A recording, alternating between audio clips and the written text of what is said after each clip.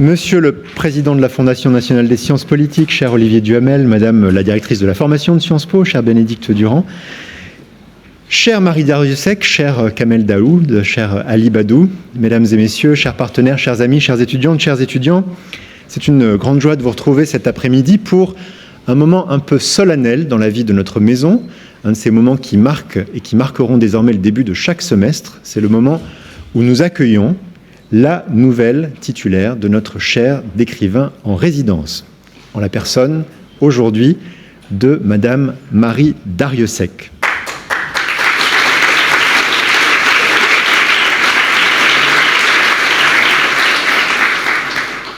Alors cette chaire, d'où vient-elle et pourquoi sommes-nous rassemblés ici aujourd'hui? C'est que, comme vous le savez peut-être, notre maison a mis en place depuis l'année passée un centre d'écriture et de rhétorique qui vient en appui de l'ensemble de nos cycles de formation et dont les activités s'organisent autour de 3 axes principaux. Deux de ces axes sont relativement attendus dans une maison comme la nôtre. Ils portent sur l'argumentation d'une part et les arts oratoires d'autre part. On sait que Sciences Po est l'une de ces maisons dans la République où l'on s'entraîne à parler en public, à s'exprimer à haute voix devant des auditoires de nature diverse. Et le 3e axe qu'a choisi de développer ce centre d'écriture et de rhétorique, lui, est peut-être un petit peu moins attendu. Et il s'agit de ce que l'on appelle, faute d'un meilleur vocable, l'écriture créative, que pour ma part, je préférerais baptiser l'écriture de création. Et ce 3e axe de travail s'incarne justement au travers d'une chaire d'enseignement qui est confiée, selon un rythme semestriel, à un écrivain ou une écrivaine de langue française. C'est donc la chaire d'écrivain en résidence.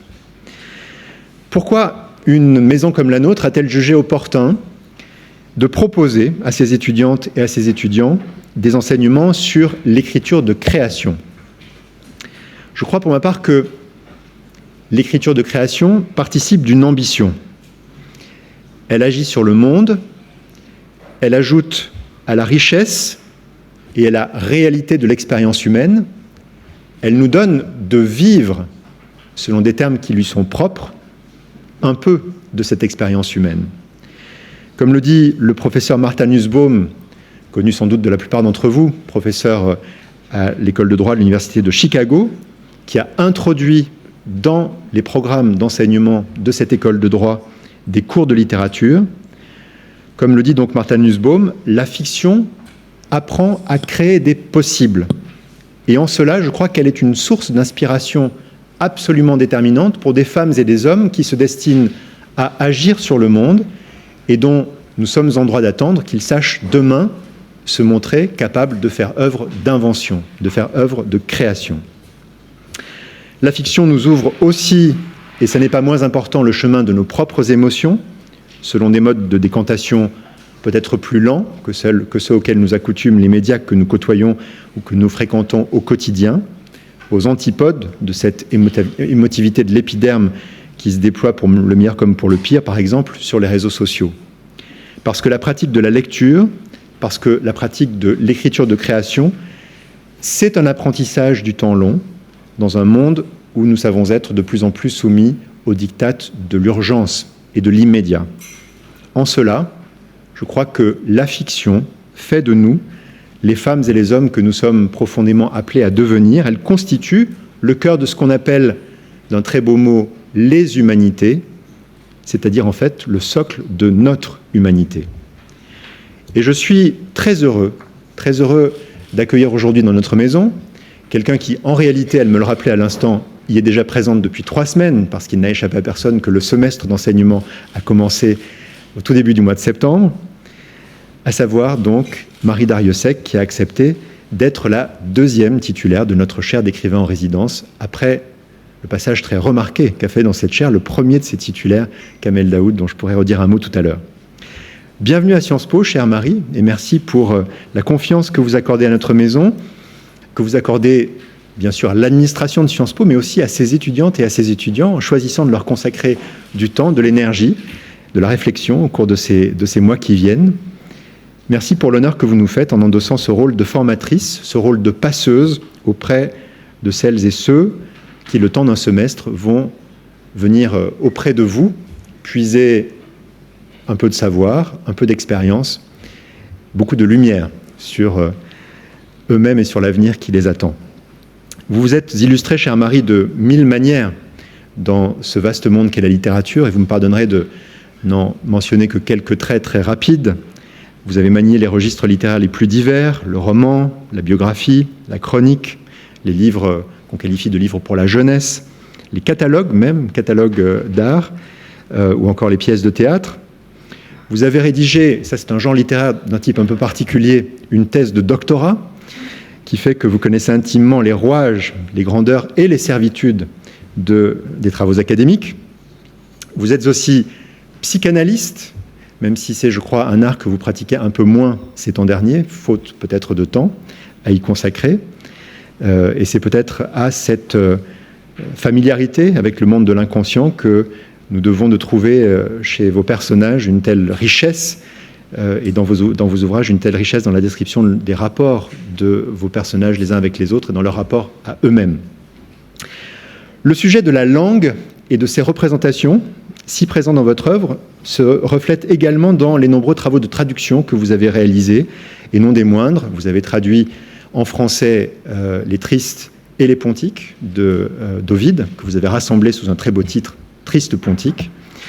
Vous avez aussi traduit de l'anglais des œuvres de Joyce, des œuvres de Virginia Woolf, des œuvres de James Baldwin, et j'oublie beaucoup de choses naturellement. Mais si j'insiste un instant sur cette question de la traduction, c'est que dans une maison comme la nôtre, qui fait de la curiosité, qui fait de l'ouverture à autrui l'une des dimensions fondamentales de la formation, la question de la traduction n'est pas anecdotique. Du reste, dans un discours remarquable, voilà quelques jours, un professeur de théorie politique de cette maison, Astrid von Büsekist, nous parlait de la question de la langue de l'autre et de la traduction, dans une métaphore que je ne suis pas sûr d'avoir totalement comprise, sur les cannibales et ceux qui se font manger par les cannibales. Mais en tout cas, la question de la traduction et la question de la langue sont des questions qui nous travaillent, qui pour nous sont extrêmement importantes, et dont je me réjouis qu'elles soient des questions auxquelles vous avez consacré beaucoup de temps et beaucoup d'énergie. Votre dernier ouvrage, que toutes et tous ici ont déjà acheté à défaut de l'avoir lu, mais beaucoup, si on faisait un test, lèveraient la main pour dire qu'ils l'ont lu et aimé. Ce dernier ouvrage, La mer à l'envers, est sorti voilà quelques jours tout juste, quelques semaines à peine. Il connaît, nous en parlions tout à l'heure, un très beau succès critique et aussi une très belle réception auprès du public. Je m'en réjouis beaucoup. C'est un ouvrage qui traite, entre mille choses, d'une question qui est aussi une question présente à Sciences Po, qui est celle des hommes et des femmes réfugiés. Il se trouve que nous avons la chance d'accueillir quelques-uns et quelques-unes d'entre eux à Sciences Po dans des programmes de formation dédiés qui sont pour notre maison une source d'enrichissement sans limite. Et sur cette question très sensible, très actuelle, très importante, la question de la langue elle-même n'est pas neutre, vous le démontrez avec beaucoup de force dans l'ouvrage, parce que la langue est déterminante pour décrire la réalité, l'expérience vécue, immigrés, réfugiés, migrants, exilés, pour certains profiteurs ou indésirables. On voit bien que les mots ici façonnent au sens propre la réalité. Le titre que vous avez choisi pour votre propos inaugural aujourd'hui est un titre qui peut, toutes et tous, nous entraîner fort loin. Écrire, traduire, rêver, 3 verbes qui rassemblent nombre de significations, nombre d'actions qui vous sont chères. Je n'ai aucun doute que vos étudiantes et vos étudiants s'enrichiront de la diversité des formes de regard que vous partagerez avec eux, de votre expérience, de vos conseils. Vous allez les accompagner non seulement dans les conseils qu'ils peuvent souhaiter pour leurs travaux d'écriture, mais aussi, et peut-être avant tout, et ça n'est pas moins important, dans leur lecture. Car la lecture est la clé de tout travail d'écriture, et la lecture est une activité à laquelle toutes et tous, faute de temps sans doute, nous adonnons moins que nous devrions, nous étudiants les premiers. J'ajoute enfin que vous avez choisi d'intituler les 2 enseignements que vous allez dispenser au cours de ce semestre « Écrire une nouvelle à partir du tout premier souvenir » et, d'autre part, « Écrire comment commencer, 3 points de suspension, et continuer ». Dans les 2 cas, tout un programme. Vos étudiants en savent déjà un peu plus que nous puisqu'ils ont eu la chance de commencer à entrer en matière avec vous. Peut-être que vous nous en direz un mot supplémentaire tout à l'heure dans votre propos liminaire. Et au-delà de ces cours, vous avez accepté, comme l'a fait Kamel Daoud avant vous, de dispenser quelques conférences, un peu comme celle qui nous réunit ce soir, quelques masterclass sur ce campus de Paris et aussi dans nos campus en région. Nos étudiants de Reims et de Menton ont eu la chance d'accueillir Kamel Daoud. Vous avez accepté de vous rendre au Havre, peut-être ailleurs, qui sait. Mais en tout cas, je me réjouis que votre parole soit dispensée dans tous les campus de notre belle maison. Je l'ai dit donc à plusieurs reprises, vous reprenez aujourd'hui un flambeau qui a été porté avec une énergie, un talent incomparable par Kamel Daoud avant vous. Kamel a accepté d'inaugurer cette chaire. Il en a été le premier titulaire. Il a été dans un moment très particulier de sa vie, et j'allais dire de celle du pays dont il parle et sur lequel il écrit avec tant de force et de talent, l'Algérie. Et il nous a offert un semestre extraordinaire dont étudiantes et étudiants se rappelleront, je crois, longtemps, et même peut-être toute leur vie. C'est ce qu'ils nous ont écrit dans les évaluations qu'ils ont remplies à la fin de ces enseignements. Je ne sais pas si on l'a dit, ça Marie, mais à la fin de chaque enseignement, il y a des évaluations qui vous renseigneront très précisément sur ce que les étudiantes et les étudiants auront pensé de ce que vous avez fait avec eux. Dans le cas de Kamel, je ne trahis aucun secret en disant que ces évaluations ont été absolument éblouissantes. C'est dire que nous vous regrettons déjà, nous te regrettons déjà, cher Kamel, et que nous comptons sur toi pour rester en pointillé présent dans cette maison aussi souvent que tu le pourras. C'est dire que Marie va devoir déployer toute la force éclatante de ses talents pour faire encore mieux que toi, et nous comptons sur elle pour cela. Je voudrais remercier très rapidement, avant de conclure, les membres du jury de sélection qui sont à l'origine du choix de Kamel Daoud et de celui de Marie Darrieussecq, et puis d'autres choix qui se dessinent déjà, mais sur lesquels nous allons conserver le mystère, parce qu'il faut savoir entretenir le suspense dans cette affaire. Je salue en particulier, parce qu'ils sont dans nos rangs aujourd'hui, Aurélie Filippetti et Pierre Assouline, Leila Slimani, qui est la troisième personne à participer à ces travaux de notre jury, n'est pas là aujourd'hui. Ce jury comporte également 2 personnes de notre maison, qui sont notre directrice de la formation, Bénédicte Durand, et notre bonne fée de la chaire, qui est Delphine Grouès. Je voudrais remercier aussi toutes celles et ceux qui ont soutenu la création de cette chaire, parce que créer une chaire, accueillir, comme nous souhaitons le faire, un écrivain à Sciences Po, c'est une affaire qui mobilise des moyens, et ça n'a été rendu possible que grâce à un soutien très important de la Fondation Cino del Duca, qui est une des fondations de l'Institut de France, et à un soutien tout aussi significatif, et pour lequel nous sommes très reconnaissants, du groupe Fnac Darty. Je remercie toutes les équipes de Sciences Po qui se sont dépensées pour nous réunir ce soir et pour structurer les travaux de cette chaire et plus largement du Centre d'écriture et de rhétorique, et j'ai déjà parlé du rôle clé qu'a joué Delphine Grouès. Et enfin, je voudrais remercier celui qui a accepté d'être un peu le modérateur des échanges ce soir, même si nulle modération n'est requise. Il s'agit d'un professeur de Sciences Po que toutes et tous ont coutume d'entendre sur les ondes du service public de la radiodiffusion, comme on disait avant-guerre, Ali Badou. Cher Ali, c'est à toi qu'il va revenir, je le disais, d'animer les échanges ce soir. Tu retrouves tes fonctions enseignantes en cette rentrée à Sciences Po, et tu vas notamment animer dans le cadre du Centre d'écriture et de rhétorique un cours sur l'art du débat démocratique. Ce n'est pas une mince affaire, c'est même une gageure. Ce sujet est absolument crucial. Merci d'avoir accepté d'être le maître de notre cérémonie de ce soir. Merci à vous, enfin, mesdames et messieurs, qui vous êtes rassemblés pour entendre Marie Darrieussecq. Et donc, sans plus attendre, je vous propose d'accueillir sur cette tribune et à ce micro Ali Badou, Marie Darrieussecq et Kamel Daoud. Merci beaucoup et bonne soirée.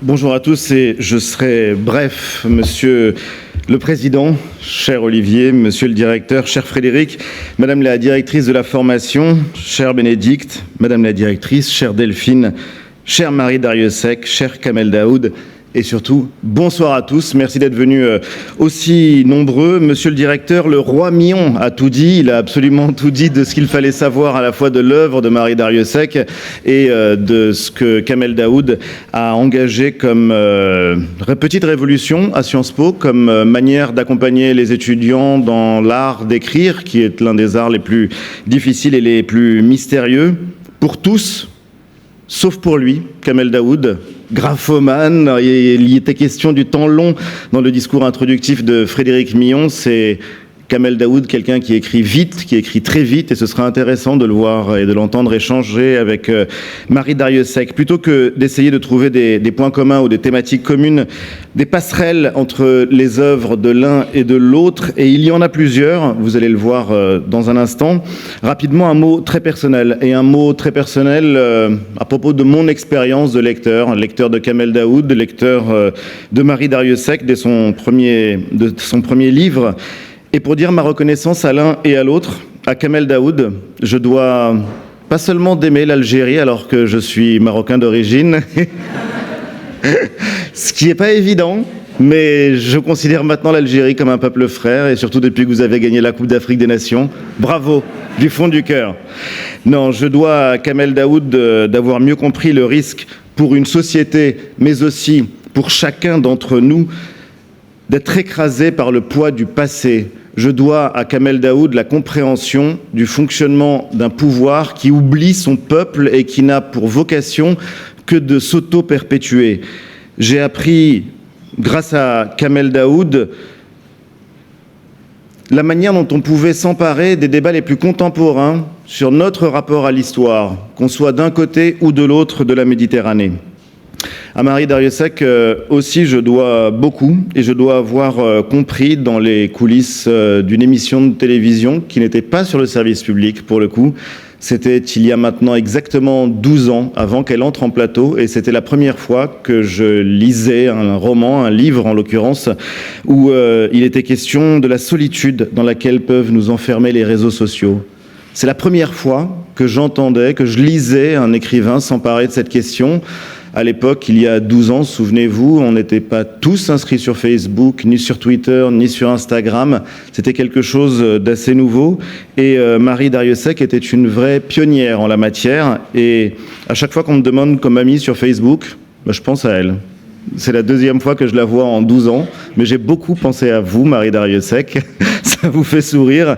Mais c'est en tout cas la force, c'est la puissance, c'est le pouvoir qu'ont certains écrivains de savoir décrire notre réalité avant même qu'on en prenne conscience, et de le faire peut-être mieux que les autres, sans faire injure à tous ceux qui travaillent dans le champ des humanités et des sciences sociales, particulièrement ici à Sciences Po. Deux grands écrivains, deux très grands lecteurs aussi, que je vais bientôt accueillir sur scène, juste après vous avoir présenté le déroulement de cette cérémonie, de cette séance inaugurale, puisque nous allons évidemment entendre Marie Darrieussecq dans un instant. Nous l'entendrons également échanger avec Kamel Daoud, mais avant de vous entendre, Marie Darrieussecq, on va vous écouter, on va écouter La mer à l'envers, quelques extraits lus par des étudiants du Bureau des Arts, Joseph et Elsa.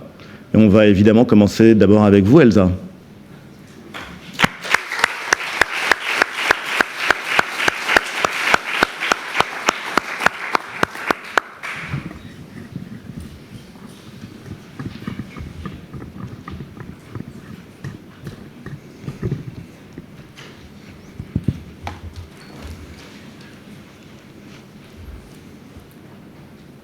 C'était lui, celui à qui elle n'avait pas donné d'eau. Il attendait. Ses yeux faisaient deux lames. Ils attendaient tous, sauf ce terrassé qui dormait. Il ne parlait pas, l'air de savoir attendre. Elle se dit qu'elle, elle ne savait pas. Ils attendaient, sans rien maîtriser. Aucun détail, aucun de ces détails cruciaux qui déterminent un avenir. Elle se dit ça aussi.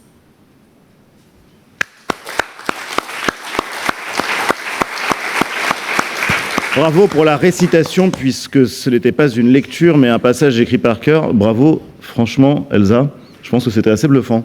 Vous êtes d'accord ? Ouais.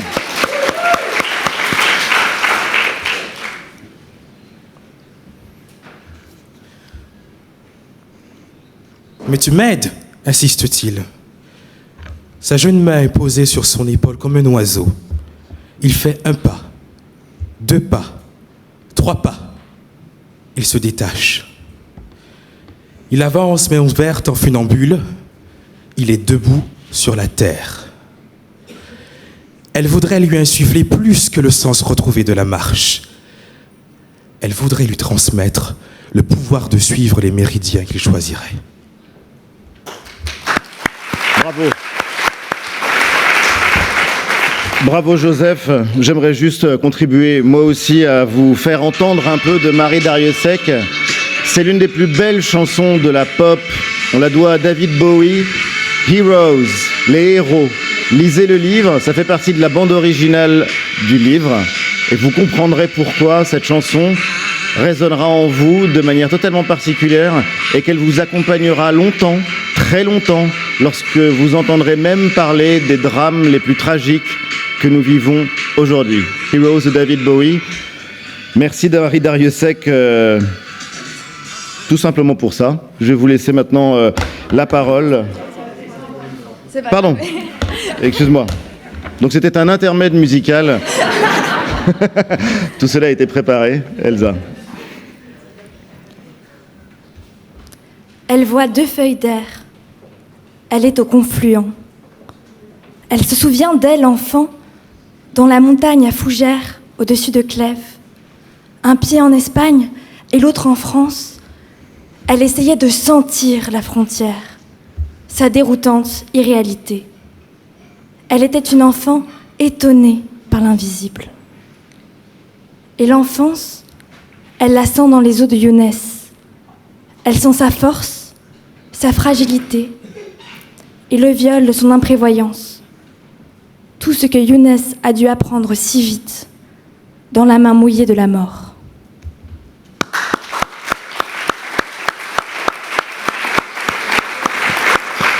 Bravo. Et merci Elsa. Il est temps maintenant d'entendre la conférence inaugurale de Marie Darrieussecq, titulaire donc de la chaire d'écrivain en résidence. Une chaire intitulée « Écrire, traduire » et comme le disait monsieur le directeur Frédéric Millon, « Rêver ». Bienvenue Marie Darrieussecq.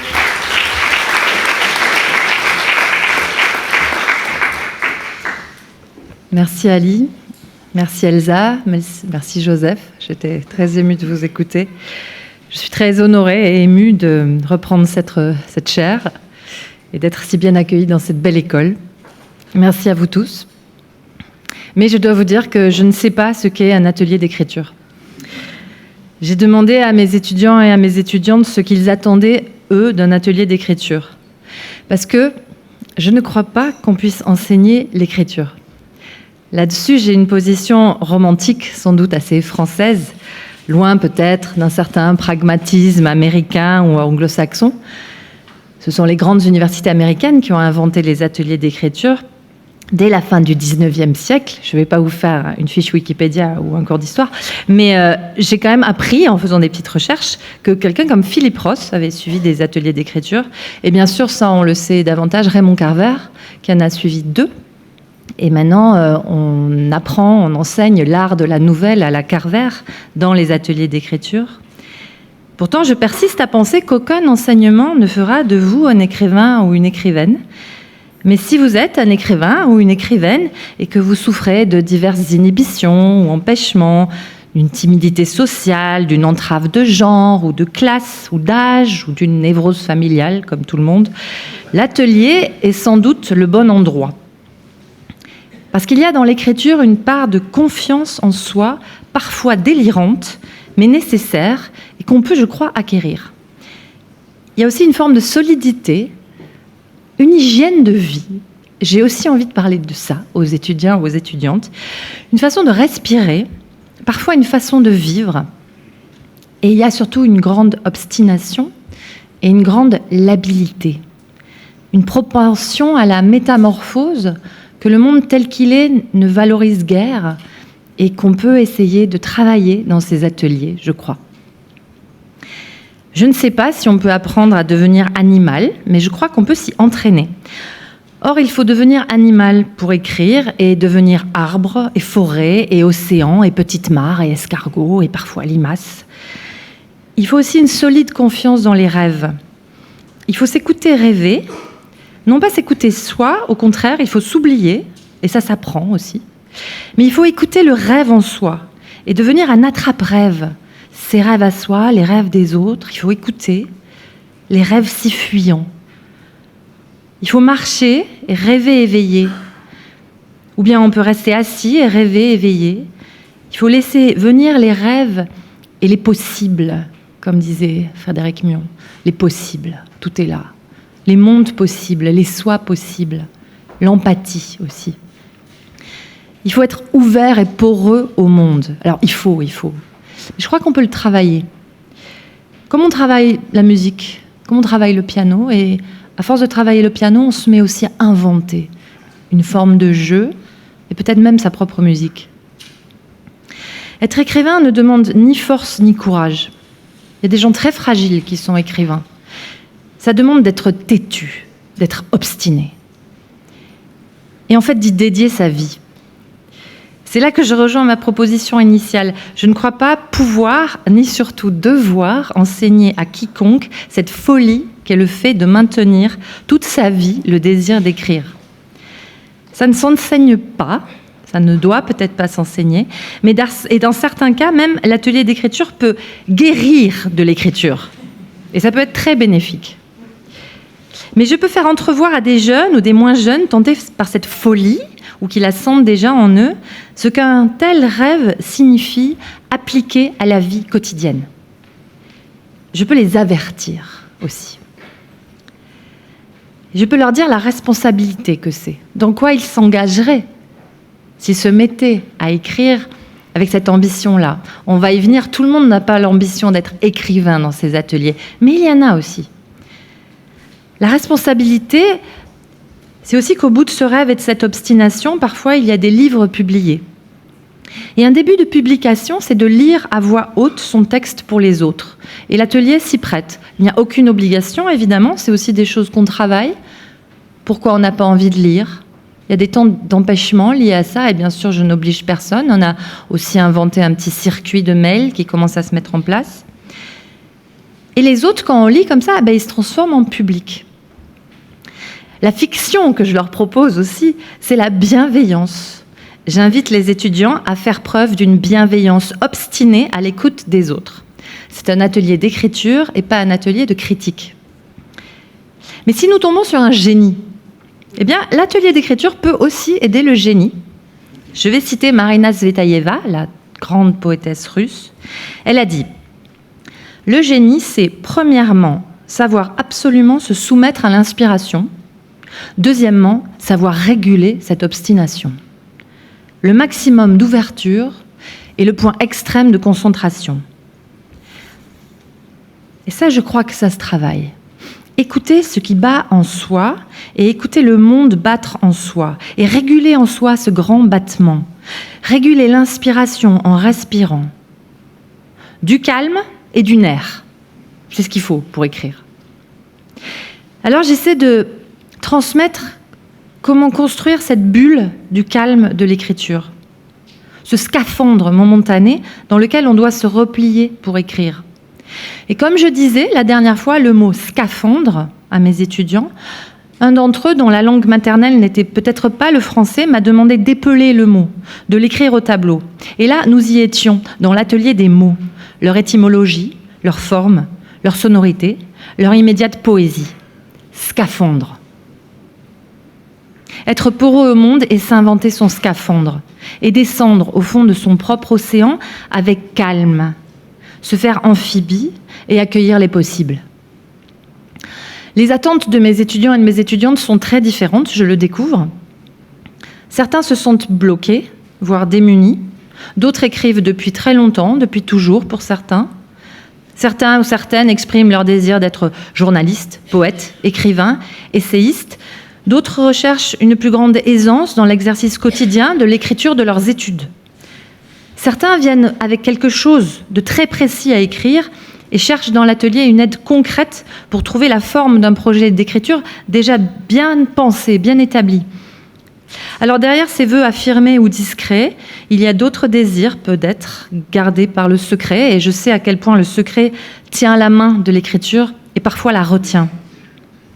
Alors j'essaye déjà d'être à tous, à leur façon, 4 heures par semaine. Et j'en ressors essorée. Bon, programme tissu résistant quand même. Mais j'essaie de les aider à s'autoriser, au sens où eux seuls peuvent s'autoriser à être auteurs. C'est la même étymologie. Alors ils écrivent en classe et chez eux, et certains au bout de 2 séances n'ont rien écrit, et ils viennent me parler de ce qu'ils ou elles ressentent comme un échec, ne rien écrire quand on est inscrit à un atelier d'écriture. Est-ce que je ne prends pas la place de quelqu'un ? Je leur dis qu'écrire, c'est très souvent ne pas écrire. On n'écrit pas quelque chose, on écrit. On écrit en soi parfois. Et je leur propose des détours assez classiques pour les aider à écouter ce qui en eux a voulu écrire, ce qui en eux est travaillé par l'écriture. Le détour classique, ça peut être l'écriture à contrainte, l'Oulipo, qui donne temps pour les ateliers d'écriture. Mais tout, c'est très cohérent parce que tout, de toute façon, empêche d'écrire. Tout même est fait pour empêcher les écrivains d'écrire. C'était quelque chose que disait souvent mon cher éditeur Paul Oczakowski-Lawrence, le fondateur des éditions POL. Tout empêche les écrivains d'écrire. Alors nous avons une petite marge de liberté à explorer pour déjouer ce grand « n'écris pas », qui s'accompagne aussi immanquablement du grand « ne lis pas ». Tout est fait pour nous empêcher de lire. Alors il faut lire, lire, lire, lire. C'est pas un ordre, c'est même pas tellement un conseil, c'est une évidence, parce que si on écrit sans lire, on s'expose à l'anachronisme, on s'expose à écrire ce qui fut déjà écrit avant nous et à répéter. Alors que le monde sans cesse nous devance. Et écrire, c'est espérer être au tempo du monde. Parfois même, les meilleurs, comme Kafka, sont un petit peu en avant. J'ai raconté dans une séance précédente, une de mes nouvelles préférées, mais qui est le terrier de Kafka. Vous savez, cette bête, cette espèce de rongeur qui creuse un terrier, qui se barricade de plus en plus, qui stocke de la nourriture, et qui écoute tous les bruits, et qui creuse un peu plus profond. Et Kafka avait prévu tout ce qui allait nous arriver, en fait. Tout le XXe siècle et le XXIe. Et cette... Enfin bref, lisez-la. Mais c'est ce que je dis tout le temps à mes étudiants. Et ce devenir animal, c'est pas juste une citation rabâchée de Deleuze, c'est vraiment toute la clairvoyance qu'avait Deleuze de savoir que c'était là le seul devenir possible de l'écrivain, qu'il soit à plume, à poil ou à écaille. Devenir animal. La métamorphose, se transformer, être autre, être ailleurs. Et en même temps, trouver en soi ce qui peut écrire ça. C'est toute une affaire. Je ne crois pas au contenu des livres. Je crois que la forme des grands textes a fait naître leur contenu. La forme a exudé le fond, presque goutte à goutte. La forme a recueilli un fond qui est devenu, sans le savoir, un contenu. Écrire en se disant « je vais parler de ça, je vais m'attaquer à tel grand sujet de société », je crois que c'est voué à l'échec. Mais on peut travailler la forme en intuitant ce fond qu'on a déjà en soi, et la forme va nous donner le fond qui prendra force et clarté, corps. Et ça, je crois que ça peut se transmettre et s'enseigner. Croire à la forme, la travailler. Je crois que depuis Homère, il y a 5 grands sujets. L'amour et le voyage, ça c'est l'Odyssée. La guerre et les dieux, ça c'est l'Iliade. Et la métamorphose dans les 2. Et tout reste toujours pourtant à écrire et à écrire encore. Tous ces grands sujets qui nous travaillent, parce que le monde est sans cesse changeant, et ce monde qui est nôtre, il faut essayer de mieux raconter ces éternelles histoires pour nous aujourd'hui, pour ce qui nous arrive aujourd'hui. Et c'est seulement par une forme la plus contemporaine possible que nos écrits et leur contenu pourront peut-être avoir une action effective sur notre monde. Quant à traduire, je conclurai là-dessus. La traduction est la plus amoureuse des lectures et la plus modeste des écritures. Elle est un moyen de franchir des caps, des creux, par exemple la page blanche. On peut tout à fait traduire quand on a envie d'écrire mais qu'on ne sait plus comment écrire. C'est des choses auxquelles on va s'entraîner suivant nos langues dans ces ateliers. Et traduire, c'est aussi un désir. Il y a un désir de traduire comme il y a un désir d'écrire. Mais dans la traduction, la forme et le fond nous sont déjà donnés. C'est-à-dire que la pelote est déjà là, la pelote de laine qu'il faut retricoter dans sa propre langue. L'effort énorme de sortir de soi tout un livre a déjà été fait par un ou une autre. Il reste à trouver le mot juste. Traduire, c'est une autre façon d'écrire. Si écrire, ce n'est jamais que trouver le mot juste. Il faut se délester de soi et entrer corps et esprit dans l'univers d'un autre et trouver un équivalent dans sa langue. En fait, traduire, c'est écrire avec un livre sous les yeux. Et c'est un excellent entraînement à l'écriture. Je partagerai avec mes étudiants des questions de traductrice, mes questions, qui sont parfois sans solution. Et quand on se pose la question de traduire telle phrase, de l'anglais en général, dans mon cas, on réfléchit sur le français, sur la langue d'accueil, comme on dit. Magnifique vocabulaire des traducteurs et des traductrices. La langue d'arrivée, la langue d'accueil. Traduire, c'est le passage. C'est le lien entre deux mondes, entre deux langues, entre deux univers. C'est un art du passe-muraille. C'est une énorme confiance dans la capacité de s'entendre. Et là encore, ça demande de l'obstination. Pour construire le monde qu'on veut, il faut de l'obstination.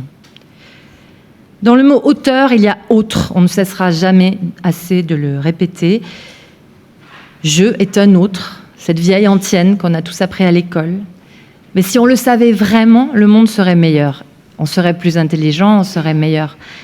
Et j'espère dans ces ateliers d'écriture que Sciences Po me donne la chance de faire, cultiver cet art du passage auprès de mes étudiants.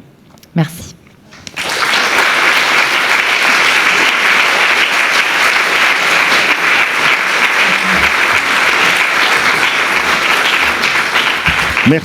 Merci infiniment, c'était absolument passionnant. Je ne sais pas si, comme moi, vous avez été jaloux à certains moments en écoutant Marie Darrieussecq, jaloux de ne pas être étudiant, de pouvoir suivre ses cours. Bienvenue, vous vous êtes installé dans votre chaire. Je pensais que c'était un trône, moi, une chaire. Je pensais que c'était quelque chose de plus imposant. Kamel, est-ce que vous voudriez venir nous rejoindre ?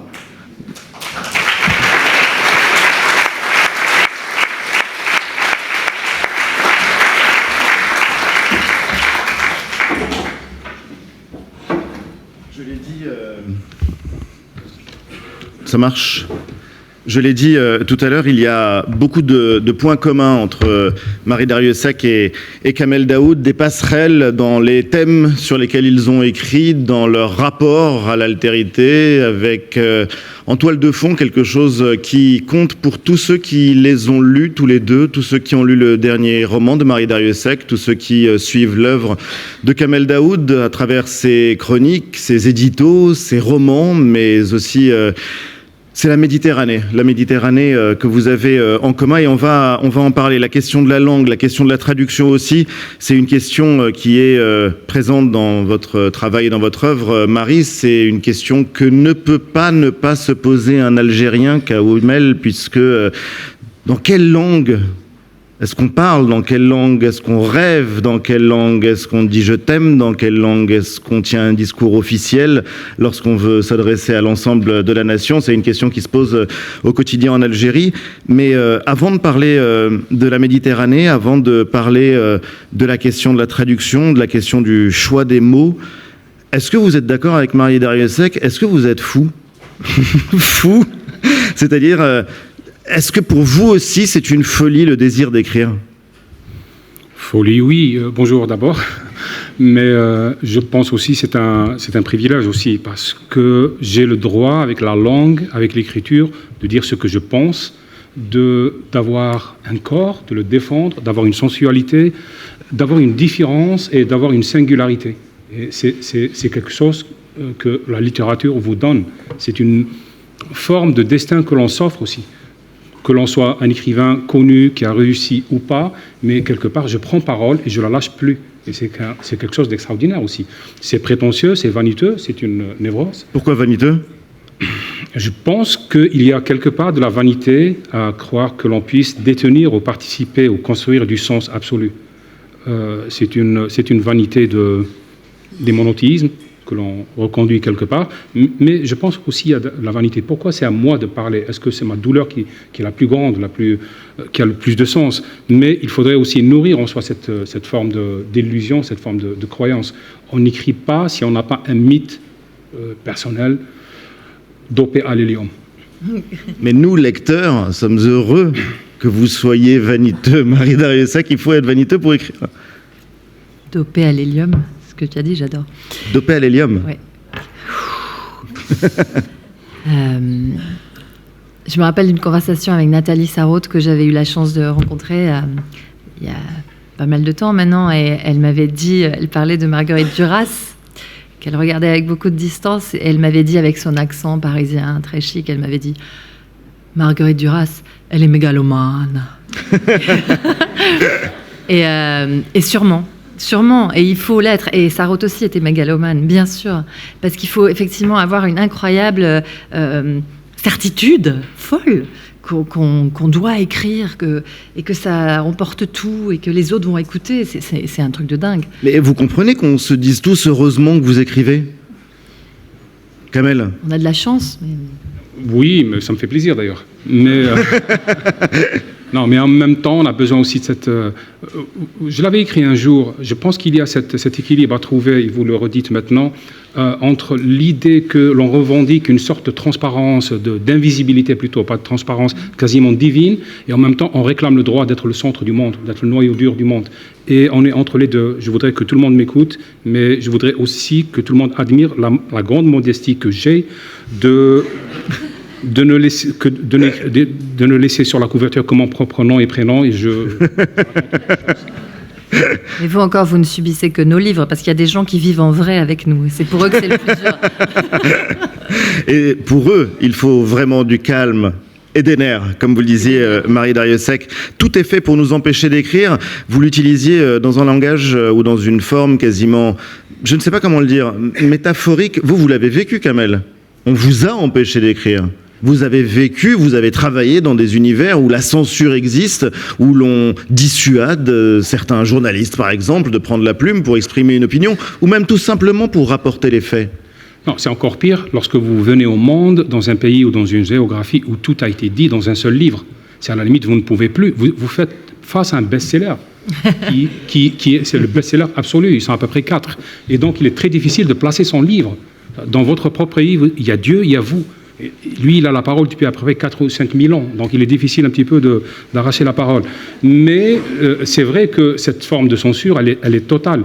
Pour moi, l'écriture et surtout la langue française en l'occurrence, ça a été la découverte du lieu où mon corps s'est réfugié. C'est le lieu où j'ai découvert ma sensualité. Vous savez, je suis né dans un pays... Dans la langue française? Oui. Je suis né dans un pays où, je vais oser la formule, j'aime beaucoup les formules, où il y a une langue qui vous dit qu'il est interdit d'embrasser, il y a une langue qui vous dit comment embrasser, c'est le français, oui. Et puis les langues algériennes qui ne savent pas comment embrasser. Donc, vous êtes entre les trois. Et le seul lieu, c'était où je redécouvrais mes sens, le droit de mon corps, la sexualité, l'érotisme, c'était la langue française. Pour moi, la langue française est une femme. Et donc, en face, il y avait des langues qui sont belles, qui sont souveraines, mais ce sont des langues qui ont été tuées par le discours de politique, identitaire, le discours de promesses religieuses, le discours de commémoration continue. Donc, il y avait des langues qui me racontaient la mort ou l'univers après la mort, il y avait une langue qui me racontait l'immédiat, une langue où j'avais mon reflet, une langue où je commençais à pressentir le réveil des sens. Donc, pour moi, la première aventure... Vous, gamin, né en Algérie, arabophone, pour vous, le français, c'est ça? Oui, et je n'ai pas à m'en excuser. Non, bien sûr, mais je voulais demander à Marie Darrieussecq, elle, si elle vivait la langue française de la même manière, si c'était effectivement une femme, et si une langue, pas forcément le français. Vous parliez de secret. Vous n'avez pas de secret aujourd'hui pour... tous ceux qui sont dans cette salle, mais est-ce qu'il y a une autre langue, par exemple, qui vous a éveillé la sensualité? C'est une histoire forcément assez différente, mais bon, moi, mon autre langue, c'était le basque, c'est ma langue maternelle. Alors, moi, je pense que c'est une très grande chance pour les écrivains en général d'être nés avec d'autres langues, parce que cette langue que nous pratiquons à l'écriture, évidemment, le français, moi, j'avais pas le choix, enfin, c'était la langue de l'école, et c'était la langue archi-dominante, mais c'est une langue dont on sait dès tout petit que c'est une langue parmi d'autres, que ce n'est pas un état de nature, que ce n'est pas un temple sacré, c'est une langue parmi d'autres, le français. C'est une langue formidable, très belle, intéressante, limitée aussi. Et c'est une grande richesse de savoir d'emblée qu'on va pouvoir la triturer, justement. Et ça, je vois le côté... Alors pour moi, c'est pas une femme, enfin, c'est un corps, oui. Mais qu'on va pouvoir en faire quelque chose à nous. Et je crois que c'est très libérateur d'être né parmi d'autres langues pour ça. Et qu'est-ce qui vous attire l'un et l'autre dans des langues mortes? Je le dis de manière un peu brutale et volontaire, mais vous avez une très grande connaissance du latin et vous êtes également confronté à une langue qui, pour beaucoup d'Algériens, est une langue morte, la langue du Coran, la langue figée de manière extrêmement littérale dans un texte. L'un et l'autre, vous avez envie de vous émanciper. Vous aimez cette langue-là, le latin? Oui, enfin, ça a d'abord été un pensum au sens littéral, un petit peu quand même à l'école. Puis après, je l'ai redécouverte parce que il se trouve que je ne trouvais pas de traduction exhaustive des lettres d'exil d'Ovide. À l'époque, en librairie, il n'y avait que des extraits. Bon. Alors j'ai commencé à traduire pour moi, ça m'est revenu avec mon vieux Gaffio, etc. Et j'ai découvert un très grand plaisir. Du coup, je les ai toutes traduites. Et mon éditeur, qui était fou lui aussi, a dit on va les publier. Et il se trouve que le livre a eu un très très bon accueil, triste pontique. Donc. Mais c'était quoi la question ? La question. On aime les langues mortes. Oui, l'un et l'autre. J'étais en train de me souvenir de la question, justement. Je ne pense pas que...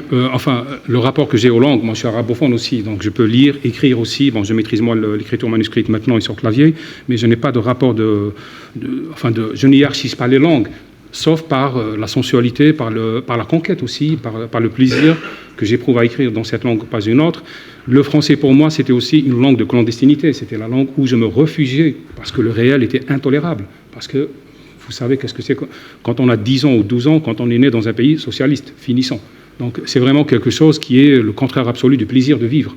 Et donc, la langue, c'était aussi la découverte de l'ailleurs. Bon, c'est un cliché de le dire, je n'hésiterai pas devant le cliché, mais c'était voyager à moindre frais, relativiser, rencontrer, inverser, et puis se rétracter, avoir son espace à soi, avoir ce périmètre qui était...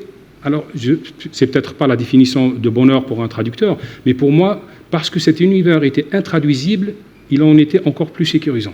Je pouvais lire et me réfugier dans une langue, ne pas être obligé d'ouvrir portes et fenêtres pour que les autres viennent piétiner. Donc, c'était une langue que parce qu'elle était plus ou moins étrangère en Algérie, qui me permettait de préserver la personne que j'étais. Parce que sinon, c'est le nous. Le collectif est dévorant. Et là, j'étais dans le périmètre d'une langue que certains autour de moi ne comprenaient pas. Et je me sentais en sécurité. Marie Darrieussecq, la Méditerranée, vous l'avez en commun avec Kamel Daoud, et vous l'avez en commun dans toutes ses dimensions. Vous parliez de l'Odyssée tout à l'heure, vous parlez surtout du drame qui se joue en Méditerranée ces dernières décennies avec ceux qui risquent leur vie pour la traverser. C'est l'une des questions que vous avez posées dans un recueil de textes, Kamel Daoud. Comment traverser la mer ? C'est une question qui peut paraître extrêmement simple aujourd'hui, mais je me souviens dans l'une de vos chroniques qui était réunie dans un livre, Mes indépendances, que c'était une question que vous affrontiez. Est-ce que la Méditerranée est un tombeau ou est-ce que c'est un berceau, Marie Darrieussecq ? C'est une question que pose Kamel Daoud. Ouais, J'aimerais bien savoir. C'est bien, vous en là, pensez ? ce résumé, enfin, tombeau et berceau, oui, je n'y avais jamais pensé comme ça. Les mots. Moi, c'est pas ma mère, en quelque sorte. Moi, je suis une fille de l'Atlantique. Mais cette mer-là, qui a l'air si petite sur la carte et qui était infranchissable pour tant de gens, en fait, elle m'a obsédée. Enfin, comment parler d'autre chose ? Comment écrire sur autre chose que sur tous ces gens qui essayent de venir, voilà. Moi, je savais très longtemps que je suis aussi hantée par les papiers, les passeports, les visas, cette chance incroyable et d'avoir un passeport. Enfin, on nous a convaincus que c'était une chance, quoi. Et cette espèce d'objet très étrange, ce petit cahier qui ressemble à un livre et qui n'en est pas un. Enfin, quand j'étais petite, avec la photo, la République française, c'est très étrange qu'on nous ait fait accepter ces choses insensées quand même, comme allant de soi, et que la moitié du monde ne les ait pas. Et que pourtant, cette logique-là semble aller de soi. C'est vraiment ces évidences-là, ces choses... C'est vraiment ce qu'interroge la littérature, c'est son travail. C'est évidemment Kafka, le saint patron de toute cette absurdité-là. Mais c'est là que, à mon avis, qu'est le terrain obligé de la littérature. Interroger ces pseudo-évidences. Voilà. Quitte à investir le terrain à travers le roman. Oui, enfin moi j'ai pas le choix, c'est ma forme, le roman. Après, comme vous savez, c'est un roman très documenté où je suis allée sur plusieurs terrains pour le coup, en étant à un moment écrasée justement par trop d'informations, trop de réels, trop d'entretiens avec les 10 migrants. Et comme vous le disiez, Frédéric Millon, le fait même qu'on ne sache pas les nommer dit tant de choses. Enfin, c'est absolument. Est-ce qu'on ne sait pas les nommer ou est-ce qu'on choisit de les nommer ? La Lune s'appelle la Lune sur toute la planète. Oui. Eh ben, on n'arrive pas à nommer cette chose qui se passe de façon universelle maintenant sur la planète, qui est que les gens se déplacent parce qu'ils n'ont pas le choix. C'est partout maintenant. Donc il faut absolument qu'on trouve un mot commun. C'est le signe même qu'on est assez mal barré, qu'on n'arrive pas à trouver un lieu commun. Un lieu commun. Les lieux communs, c'est pas toujours mal, quoi. Ça peut être ce qui fait qu'on fonctionne ensemble. Pour l'instant, on n'a pas trouvé. Kamel ? Je pense qu'on peut proposer vendredi, par exemple. On peut proposer vendredi, comme vendredi... La vie sauvage ? Exactement, au Robinson, parce que finalement, c'est une question de l'altérité, parce qu'on ne sait pas nommer, donc on choisit le nom le plus absurde aussi. Donc quand Robinson a choisi de nommer l'autre vendredi, c'était parce qu'il était confronté à la même situation, parce qu'il ne pouvait pas nommer, parce qu'il a dénommé, parce qu'il a mal nommé aussi. C'est pour ça qu'il lui a donné le nom d'un jour de semaine, parce que c'était un jour de semaine, ce n'était pas quelqu'un qui avait une âme ou pas, etc. Je suis d'accord sur le fait que la tragédie n'est plus de mal nommer, c'est de dénommer aussi, maintenant. C'est-à-dire ? C'est-à-dire de d'ôter le nom à autrui, d'enlever le nom à autrui. Parce que dès qu'on enlève le nom, vous savez, on enlève l'humanité. Je pense aussi que c'est ce qui explique beaucoup de choses, y compris là je divague, mais les mœurs guerrières. On porte un masque quand on affronte l'autre, parce que comme ça, on se permet de le tuer plus facilement aussi. Là, on évite la rencontre, on évite la dette. Parce que dès qu'on donne un nom, on contracte une dette quelque part aussi. Et cette dette, on l'évite, et donc on peut s'en débarrasser encore plus facilement. C'est possible, mais bon, ça reste très ouvert. Cette question de que faire de l'autre, elle me hante personnellement. Parce que je pense qu'à chaque cycle, on est obligé de redéfinir et de trouver une autre réponse à ce qu'il faut faire de l'autre. Est-ce qu'il faut l'enterrer, comme a fait Abel et son frère? Est-ce qu'il faut le tuer, comme a fait Meursault? Est-ce qu'il faut le désirer et le sublimer, mais tout en le néantisant, comme a fait André Gide dans les nourritures terrestres? Est-ce que je dois l'aimer, le rencontrer, le sauver? Cette question, elle est obsédante pour moi. En quoi l'autre m'est nécessaire aussi? Parce que qu'est-ce qui m'empêche de vous tuer? La peur de l'enfer? Non. Le paradis? Non. Qu'est-ce qui m'empêche? C'est que parce que vous êtes ma limite. Si je vous tue, je fais exploser cette limite et cette frontière. Et après, tout est possible. Et cette possibilité cette possibilité ouverte et cet abîme-là rend ma vie, la transforme en néant. Parce que si je vous tue, je tue l'unique séparation que j'ai entre moi et le néant. Et ça, c'est très important. Et je ferme la parenthèse. Marie Dariussec ? Non, c'est ce qu'on voit justement dans ce qu'on appelle aujourd'hui les féminicides. Et ça, c'est bien, il y a un mot. Il y a enfin un mot pour un phénomène qui n'est pas de l'ordre du fait divers, qui est de l'ordre du fait de société. Oui. Il y a un mot. Ça, c'est formidable. Qu'on soit tombé d'accord sur un mot, que la presse reprend, que les militantes reprennent, que les juges reprennent. On s'est mis d'accord sur un mot. Le féminicide, c'est effectivement tuer l'autre. Parce que, en fait, c'est mon objet, cette femme. Et ben, je vais la tuer parce qu'elle est à moi, en fait. Et ça, il faut absolument que ça s'arrête. Ce qui nous empêche de tuer l'autre, c'est la police. Je suis désolée. On est dans des États où, heureusement, il y a quand même... Alors, la police, on peut en dire plein de choses, mais il y a quand même la peur de la police et de la prison. Je suis pas pour, évidemment, mais les femmes, tous les gens qui sont, disons, dans une situation dominée, comptent aussi sur un ordre social qui fait que ça nous empêche, oui, d'être féminicidés, entre autres. Je parlais du reste du monde, je veux dire, là où la police n'existe pas. Oui. Ou alors, oui, où il y a une police tellement corrompue que ce n'est plus une police. Oui. Ou particulièrement en pleine mer, par exemple. Oui. Cet espace... et c'est assez... Très sincèrement, je trouvais ça assez génial comme titre, La mer à l'envers. Oui. Parce que c'est exactement ça. C'est une question d'ailleurs que vous posez régulièrement, Kamel Daoud, dans plusieurs de vos écrits. Il y a la mer qu'on regarde quand on est sur la plage. Et puis il y a la mer qu'on imagine lorsqu'on entend parler des tragédies, des morts par milliers de migrants. Je ne sais pas s'il faut continuer à employer ce mot, ou de réfugiés, ou de candidats au départ, ou peu importe, en tout cas d'hommes, de femmes et d'enfants. Vous essayez de deviner ce qu'il y a sous la mer, au fond. Vous aussi, vous avez essayé de raconter la mer à l'envers. Bien sûr, parce que de l'autre côté, la mer est un mur. C'est un mur qu'on escalade. On veut monter cette mer pour pouvoir retomber dans l'autre géographie. Donc c'est une mer assez particulière. C'est une mer d'enjeu. L'occidental, entre guillemets, et là j'abuse de clichés, va à la mer pour pouvoir éprouver de l'infini, se reposer, se délasser, éprouver un peu jouir de l'apesanteur, de la suspension du temps. Au sud, on va vers la mer pour entamer une vie, parce qu'on sait que le monde a une fin, mais de l'autre côté. On n'y va pas pour se reposer, mais justement pour commencer à travailler, à faire de l'effort, à entreprendre un projet. Ce n'est pas un mois par année, c'est toute l'année où on fait ce projet-là. La mer, elle est différente. Et j'ai l'impression aussi que les géographies, selon les époques, bougent. Il y a des moments où on pense au continent, à la vallée perdue, à l'île. Et je pense que notre époque, c'est une époque qui doit penser, qui est en train de penser la plage et la mer. La mer parce que c'est une tragédie internationale, et la plage parce que c'est une tragédie de guerre d'idées quelque part. On est entre le radical qui refuse la plage, qui refuse le corps. On est avec celui qui veut retrouver son corps, et il va à la plage pour cela. Oui. On est avec cet enjeu de la liberté. Il y a une topographie des idées à faire concernant la plage et son enjeu actuellement. Burkini, bikini, corps, acceptation, nage ou pas. Mais il y a aussi une tragédie encore plus grande qui commence juste après la plage, c'est celle des flots.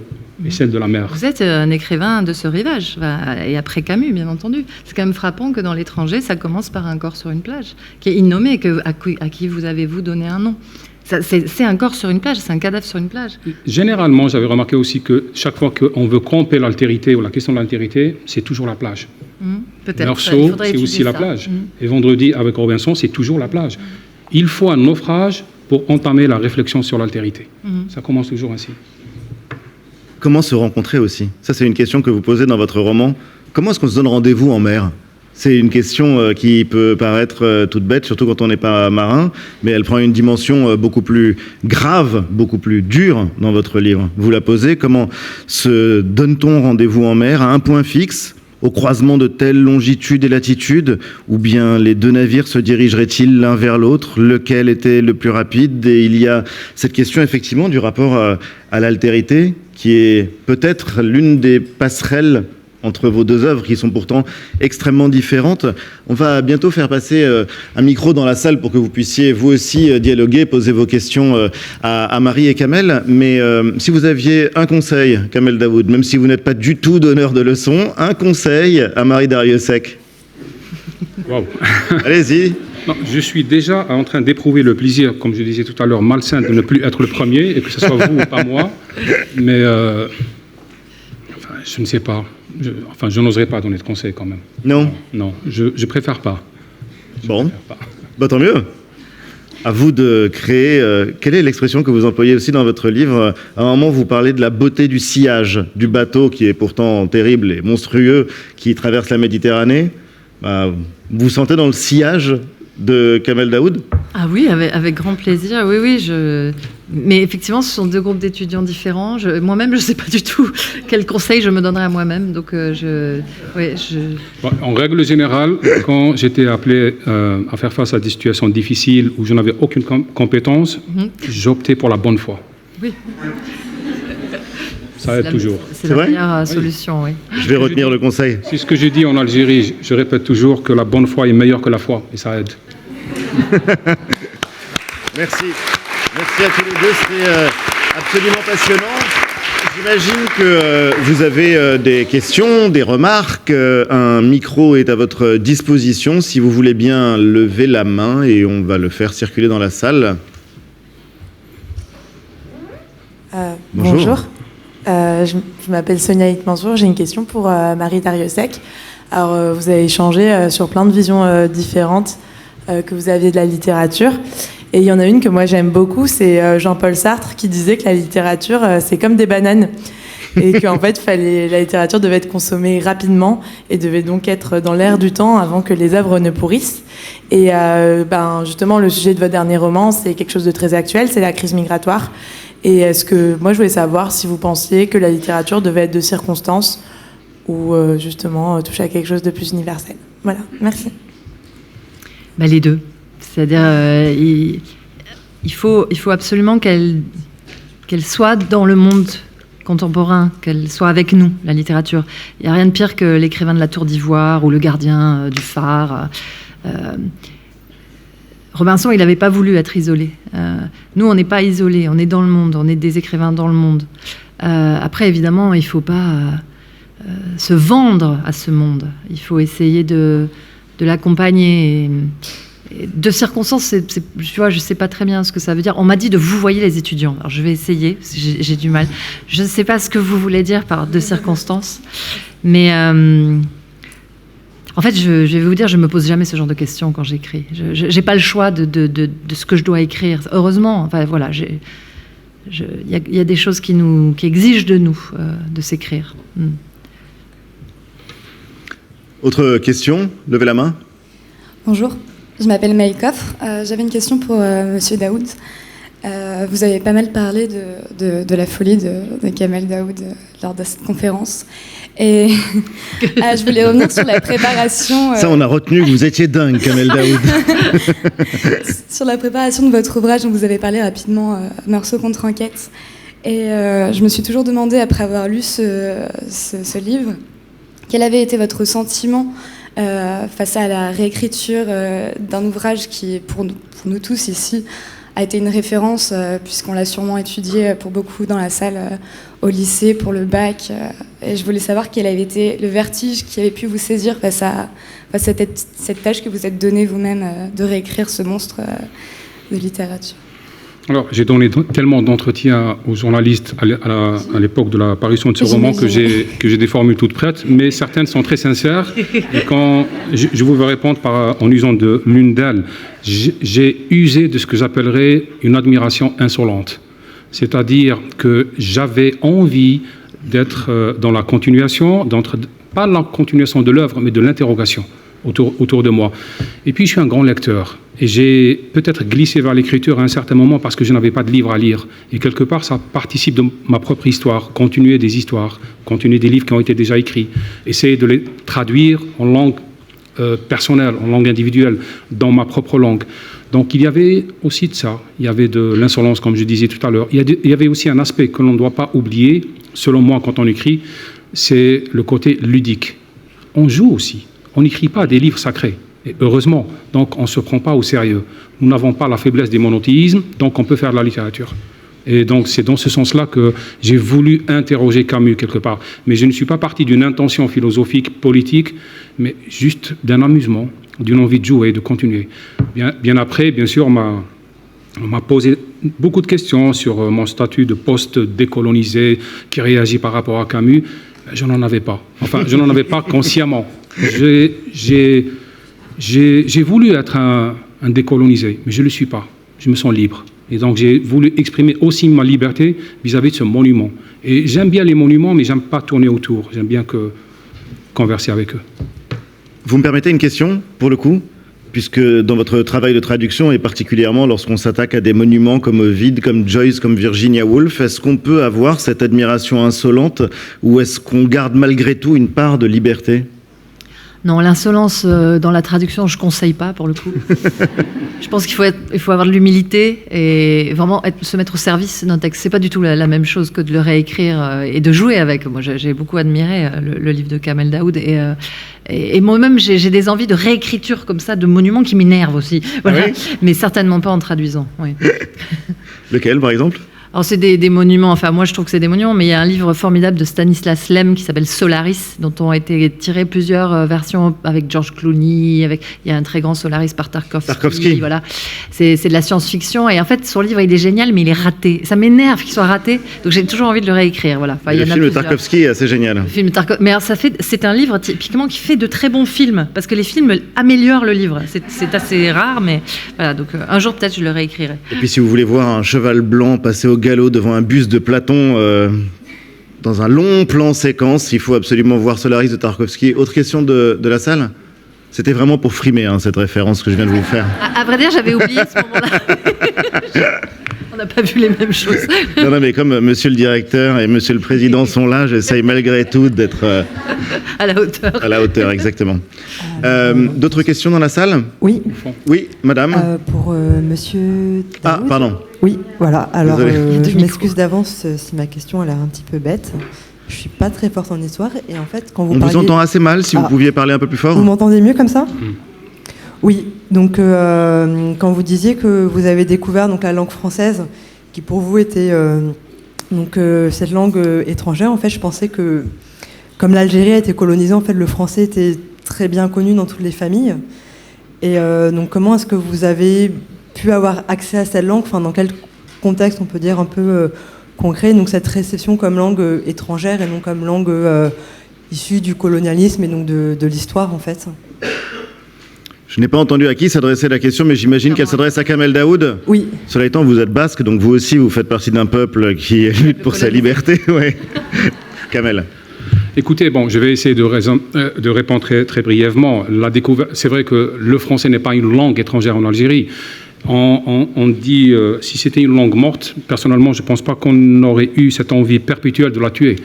Donc, c'est une langue qui est là, c'est une langue ambiante, c'est une langue qui est vivante, qui est éparpillée, devanture, ancienne appellation, nom, prénom, je ne sais pas, elle est toujours là. Donc, ce n'est pas une langue véritablement étrangère. Et donc, je ne parlais pas de cette langue usuelle de tous les jours, je parlais de la langue littéraire, si j'ose un petit peu la formule. Et ça, c'est une découverte personnelle, c'est une aventure personnelle. Définir les mots, son dictionnaire, essayer de leur trouver du sens, les investir d'un sens imaginaire, d'une fiction personnelle quelque part, c'était une aventure très personnelle. C'est vrai qu'en Algérie, le français a un statut particulier. Je dirais que c'est une langue clandestine, quelque part, qu'on pousse à la clandestinité, qu'on pousse vers le statut de langue étrangère, mais qui se refuse, qui est là. L'Algérie produit toujours des écrivains francophones, l'argent parle français pour le moment. Il y a un échange profond, il y a un lien profond avec la France. Donc ce qui fait, on pourra lancer des initiatives fantasmées, mais ça ne peut pas marcher. Il y a 2 mois, le nouveau ministre de l'enseignement supérieur en Algérie, sur un sondage Facebook, a décidé que toutes les universités vont parler anglais. Bien sûr, c'est assez amusant. Et ça laisse surtout voir cette idée, cette charge fantasmée qu'on associe aux langues. On pense se décoloniser encore en rejouant la guerre à une langue. Et je pense que c'est une impasse et c'est un piège, et surtout c'est un confort. Pour moi, c'est une langue qui est vivante, elle est là, elle m'appartient, on s'est rencontrés, et depuis, on essaie de vivre heureux. C'est une belle conclusion, Marie Darrieussecq. Est-ce que vous voudriez dire un dernier mot avant que nous nous séparions et qu'on vous retrouve dans le petit hall du 27 rue Saint-Guillaume pour que vous dédicaciez vos livres? Oh non, j'aurais pas l'apanage, enfin la prétention du dernier mot. Non, mais je suis très heureuse de prendre la suite de Kamel Daoud. On doit pouvoir apporter des choses complémentaires et différentes. Et puis ces étudiants et ces étudiantes, ils sont chouettes, quoi. Voilà. Donc je suis contente d'être là. Un peu inquiète aussi, mais contente. Voilà. Vous vous êtes souvenu qu'il y avait donc des évaluations à la fin du semestre. Vous pouvez en faire plus. Chouette, à mon avis, ne suffira pas à avoir les évaluations de Kamel Daoud à la fin de son semestre d'enseignement. En tout cas, je conseille très chaleureusement La mer à l'envers. C'est publié évidemment chez POL. Merci infiniment à tous les deux. C'était passionnant. Et bienvenue, Marie Darrieussecq.